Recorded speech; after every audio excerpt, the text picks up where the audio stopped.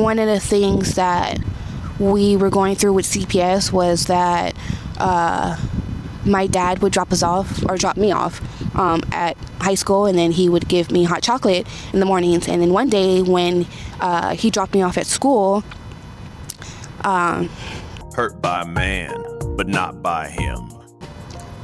He was like, Sister A friends probably know what's going on because Sister A is probably telling them. And Sister A was still allowed to go to high school, even though she was in the girls' home at this time. And he was like, I just don't want you to tell anyone what's going on in the house. Like, don't tell anyone. Like, if they come up to you and talk to you, just like go walk away or something. And so I listened. Because my dad really hated when people were in our family business. He never wanted us to share anything that was going on. And then I remember having to lie to CPS, not because of my parents or anything like that, but because my younger siblings. I have one sibling who's like half my age. So I'm 32. I just turned 32. And he should be turning 16, 17 years old now. And at that time, he was 1 and I was 16. And I didn't want the family to be separated. So I lied to CPS and I told them that there was no abuse in the home. And because I lied and I was the oldest, or like second oldest, because my sister A is the same age as me because she's my stepsister, CPS took my statement and they took it as true. And they ended up bringing Sister A back home and they just left us alone. And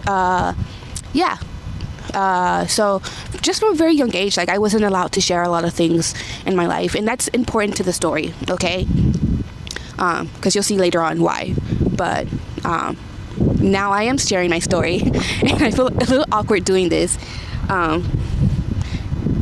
feel a little awkward doing this just because like I've never been opened. Growing up, I wasn't allowed to be open, and now like I'm not as open, like especially with the world like this on a platform. TikTok of all places, because I did not have TikTok before this, but I just think it's important to share my story because my outlook on the Lord was that I didn't want anything to do with him. Like, how can a God who is supposed to be this all-powerful, all-loving God allow me and my siblings to go through this? Essentially poverty that we were going through, because we were poor, living in Stockton with 8 of my siblings, and then abuse, mentally, physically, verbally, and then with me and my disease, because I really do urge you to look up what sickle cell anemia is, because one of the things that we go through is pain episodes, and they're called sickle cell crisis. And I actually had one last month where I had to go to the ER, and I'm supposed to go to the ER when I have them, because if I don't, I could die. But we're just in so much pain because our blood cells are shaped differently, and when they're shaped differently, also they die very faster than the average person, and blood cells carry oxygen, and so sometimes our brain doesn't get enough oxygen, and I had a stroke, which I told you. And blood cells are everywhere, so like wherever blood cells are, we can have pain crisis. And I remember that I used to get morphine a lot when I go to the ER, but I ended up getting a rash because of it. So like now they give me fentanyl, which I'm not gonna lie, like I get a little high on that, and but I urge you to look up what sickle cell is, because it's a horrible disease. Like I wouldn't wish it on my enemy, and I didn't want anything to do with God, and it was really hard growing up having a disease and being different from everyone else. And even now I'm different from everyone else. Like none of my friends have a disease.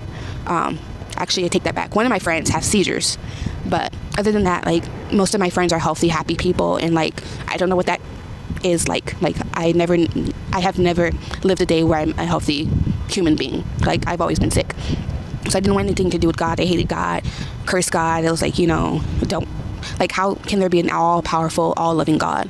But then one day, like, it changed. Like, my outlook on life changed about that, because I was about to graduate high school, and I was looking into, like, colleges and stuff like that, and just wondering what I'm going to do with my life. And my dad wanted me to make a lot of money because he always say I had to pay him back. But I was just really scared. I was like every other teenager, having to graduate high school and stuff and not knowing what they're going to do. I knew I wanted to go to college. Like, that was something I've always wanted to do. I love learning. But, like, not knowing what exactly I wanted to go to college for. I was just being scared. And then one day I just decided that, like, if I'm going to go through life, I'm going to go through it with Jesus Christ rather than being alone. And I was just so scared of being alone in life at that age. And so that is where my story started, with how I got involved with the church.